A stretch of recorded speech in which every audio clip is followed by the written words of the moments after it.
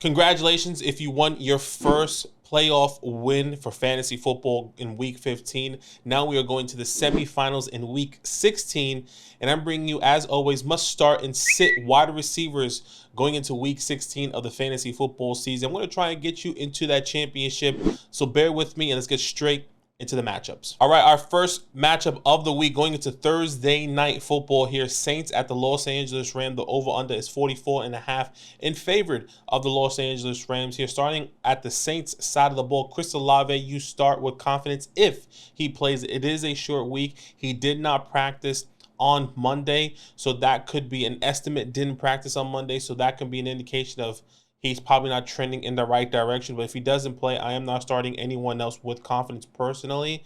And on the Rams side of the ball, you start Puka Nacua and Cooper Kupp. Both of these guys had decent games this past week. Cooper Kupp over 25 fantasy points and a touchdown, and Puka Nacua over 10 fantasy points, called 5 out of 8 targets. You start both of those guys with confidence. All right, going into our 1 p.m. slate games here. Bengals at the Pittsburgh Steelers, over under 38.5. Two backup quarterbacks going up against each other. Some would say third string quarterback, with Mason Rudolph now announced being the starter going in for the Pittsburgh Steelers. But at the Bengals side of the ball, Jamar Chase is also planning on missing time. But just keep in mind, if there's any other changes throughout the week, I am going to be starting Jamar Chase. But if not, I think you can be easily going in with starting T. Higgins and a spot start in Tyler Boyd. When Jamar Chase doesn't have, is not in the game, we've seen T. Higgins step up, and we saw that this past week, coming in, caught 4 out of 8 targets, 2 touchdowns, over 22 fantasy points.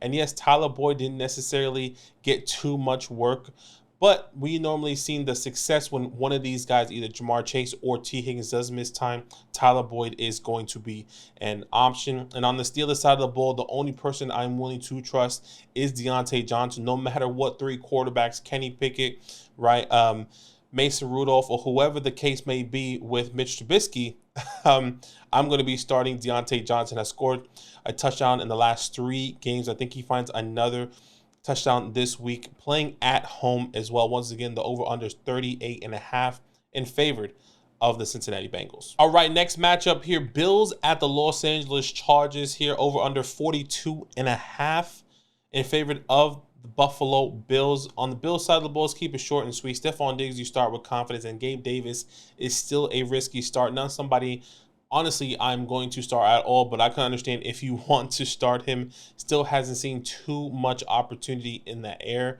This he still hasn't caught a target. He's just been completely irrelevant. Has been running. He's a track master on the field. So if anything, I wouldn't recommend you starting him, but he is a risky start for me coming into this week.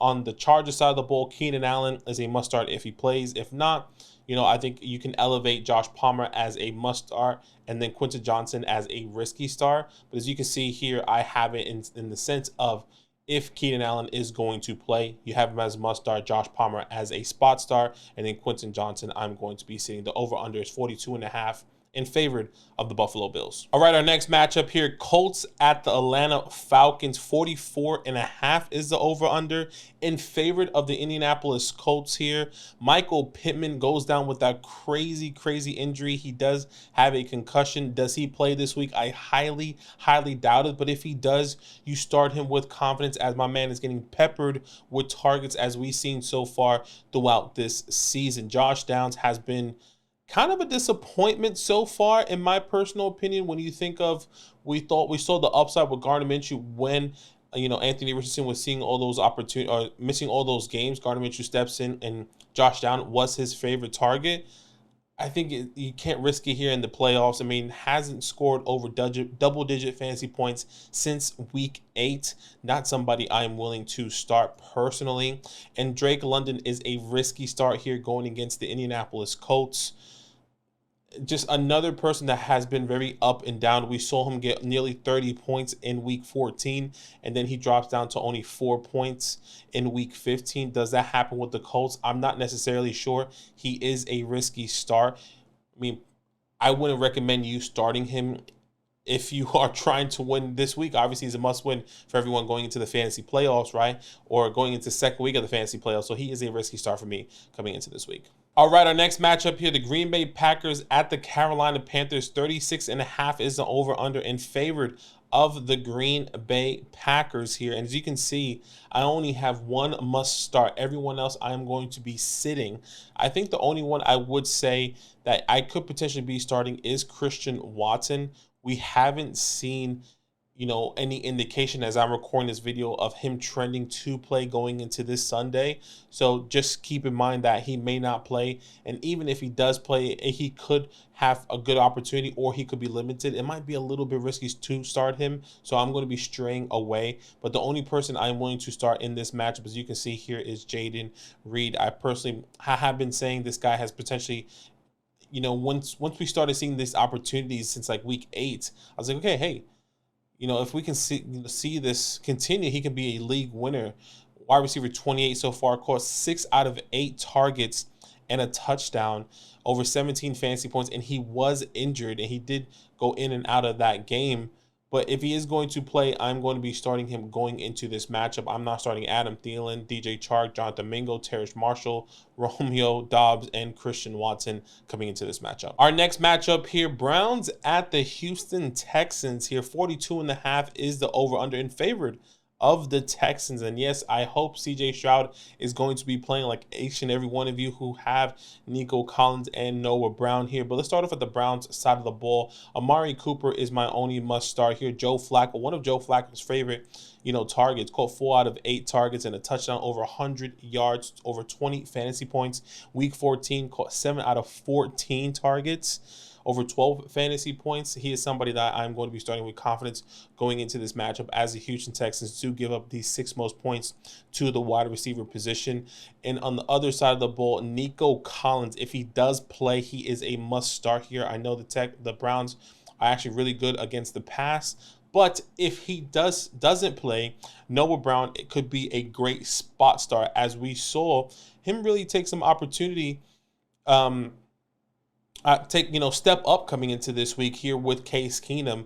Caught 8 out of 11 targets, nearly 90 yards and a touchdown, over 22 fantasy points. That is something that you want to see here, because we've seen the opportunity when, Tank Dell was down and Nico Collins was down earlier in the season in weeks 9 to 10, nearly 250, I'm pretty sure, no, over 250 yards, a touchdown, getting peppered with targets, scoring literally over 25 fantasy points in both of those games. That is something that you want to see for Noah Brown. So once again, Amari Cooper, Nico Collins, and Noah Brown are the people I'm going to be starting going into this matchup. My next matchup here, the Lions at the Minnesota Vikings. Over-under is 46.5, a pretty high over-under in favored of the Detroit Lions. This is a great divisional matchup here.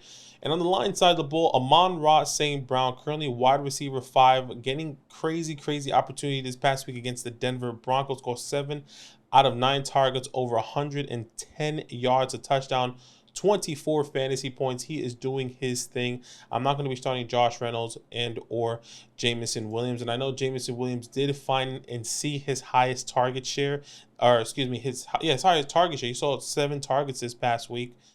Still not seeing that ceiling that we were hoping for when he was coming out of college, unfortunately. Not sure what's going to happen. Not somebody I'm willing to start, but somebody to keep an eye on if you do play Dynasty as going into next year. Vikings side of the ball, Justin Jefferson comes back, has a good bounce back game, over 15 fantasy points here.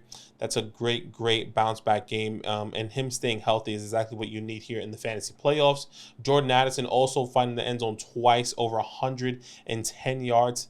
Caught 6 out of 6, over 29 fantasy points. He is a must-start here because the Detroit Lions do give up the 7th most points going into this matchup in a dome as well. This should be a good game for a divisional matchup. All right, my next matchup here coming into this week, Washington at the New York Jets. This is a game that I need Washington to win because I know my Giants should lose against the Philadelphia Eagles going into week 16. We're trying to get higher for that quarterback, baby. Talk it up in the NFL draft. Washington side of the ball here. The 2 wide receivers I'm going to be having as a spot start is Terry McLaurin and Curtis Samuel. This is kind of deeming a risky start as well because of the secondary of the New York Jets. They currently give up the least amount of fantasy points to the wide receiver position, but we have seen the uptick again back with Curtis Samuel since he's been healthy. Week 12, 19 fantasy points. Week 13, 10 fantasy points. And in week 15, 21 fantasy points and 2 touchdowns. That's exactly what you want to see. That's exactly what all those opportunities he's taken away, unfortunately, from Jahan Dotson. And Terry also had a good game, close 6 out of 12, over nearly 150 yards and a touchdown, 26 fantasy points. This is his highest game, if I'm not mistaken, all year. And we saw a lot of that opportunities with, Jacoby Brissett. Who's going to be the starting quarterback coming into this week? Is it Jacoby Brissett or Sam Howell? That's also going to be in question, which could really change some things here, because if it's Jacoby Brissett, I love the opportunity of him just throwing it up for Terry and letting him make those catches. But if it's Sam Howell, it's more towards Curtis Samuel. So let's keep that in mind. And then on the other side of the ball is Garrett Wilson. No matter who's on the other side or who is throwing him the ball, one of his worst games this past week, called 3 out of 4 targets. They just completely didn't have the opportunity the time to throw the ball to Garrett Wilson. But I do believe this could be a better matchup here for whoever's under center, whether it's Trevor Siemian, Brett Rippon, Aaron Rodgers, and or even Zach Wilson.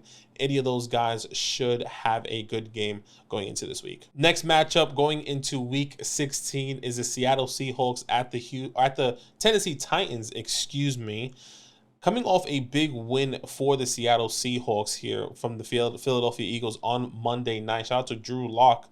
I'm doing his thing. Over/under is 42.5 in favor of the Seattle Seahawks. Whether it's Geno Smith or not, I'm going to be starting some of these guys with some confidence here, okay? DK Metcalf seeing those opportunities once again. Over 12 fantasy points, 5 out of 6 targets coming into this week. Tyler Lockett, a spot start, which I think when it does come closer and closer to the week, he might get deemed as a must sit. So definitely stay tuned to the live streams throughout this week when it comes down to Tyler Lockett. But somebody that's taking a little bit more and more opportunity away, even though he does score a last-minute touchdown, is Jackson Smith-Njigba. Caught 4 out of 4 and a touchdown on one of that last game-winning drive, over 14 fantasy points. The difference is that Tyler Lockett still saw the targets. I mean, those balls were just everywhere at times for Drew Lock, and Tyler Lockett caught 3 out of 9 targets.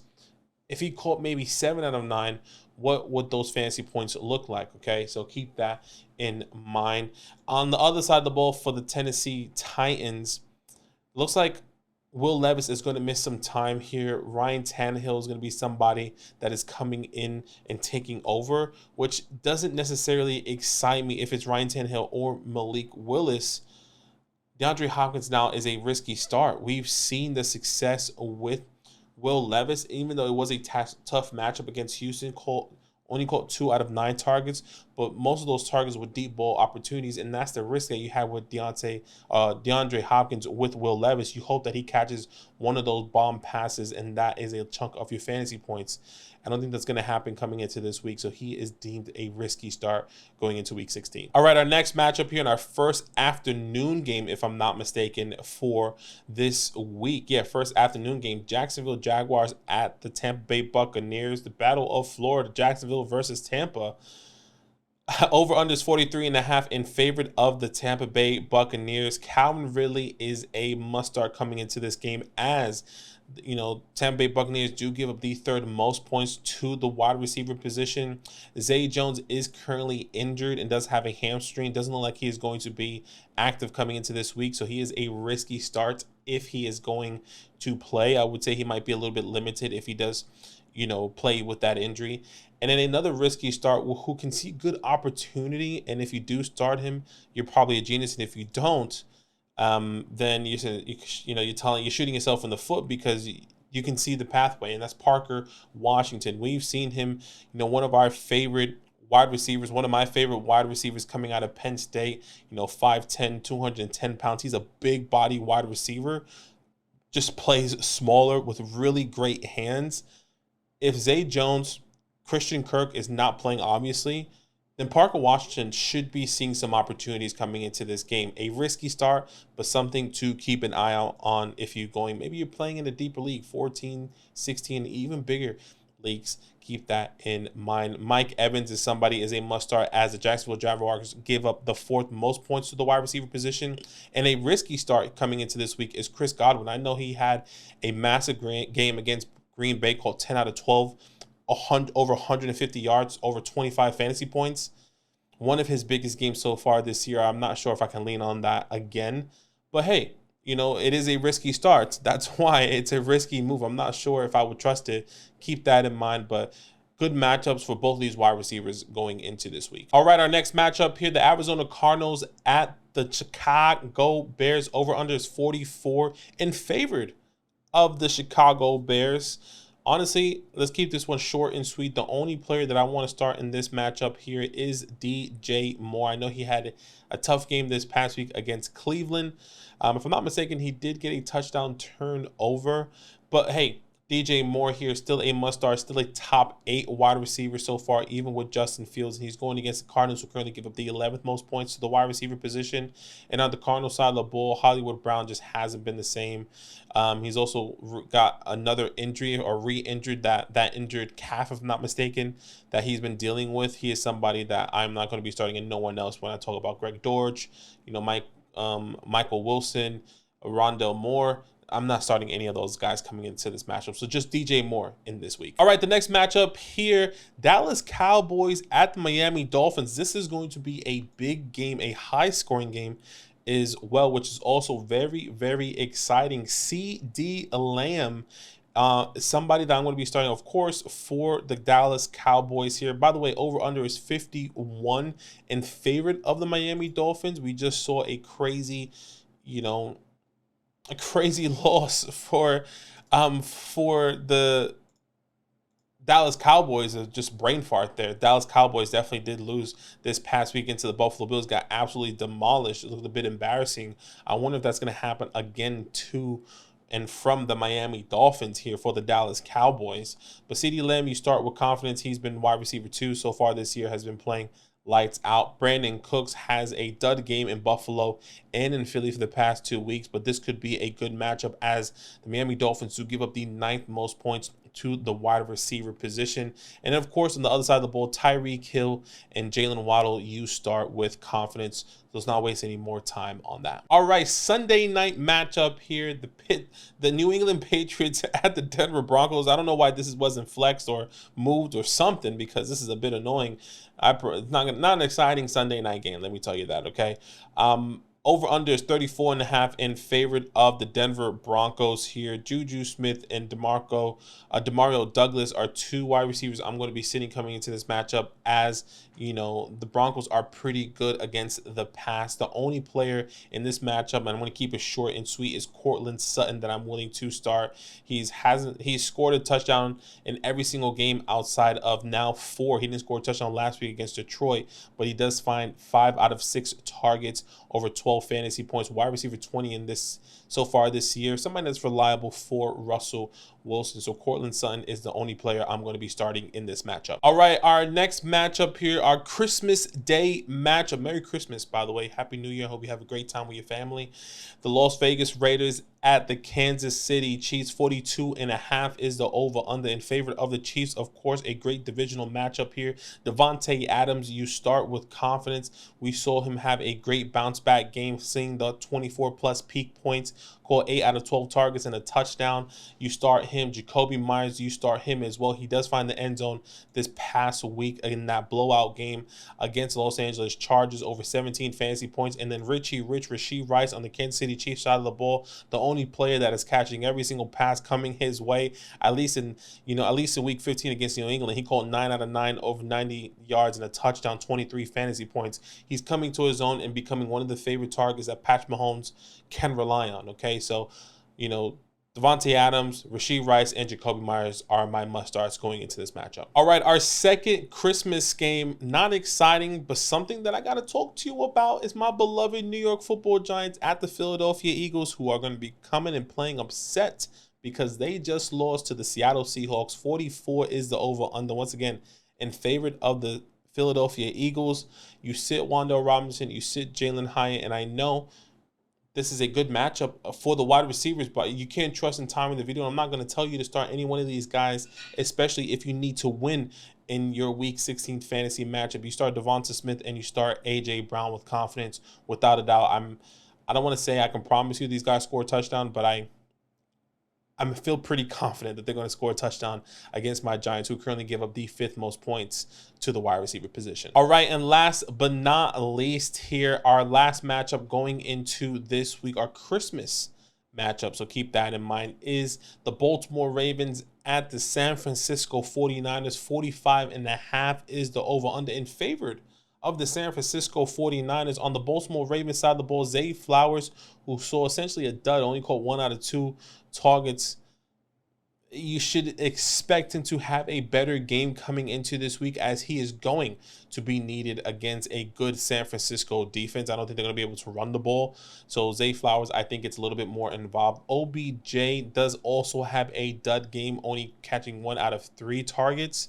So both these guys are spot starts, but should have a better game coming into this week. And keeping it short and sweet on the other side of the ball, Deebo Samuel, you start with confidence, and Brandon Ayuk, as this is a tough matchup, as the Baltimore Ravens give up not the most points to the wide receiver position. Guys, I hope this is going to help you. Please come into our live stream. We're going to be answering all of your start-sit questions. Comment down below with any questions that you do have.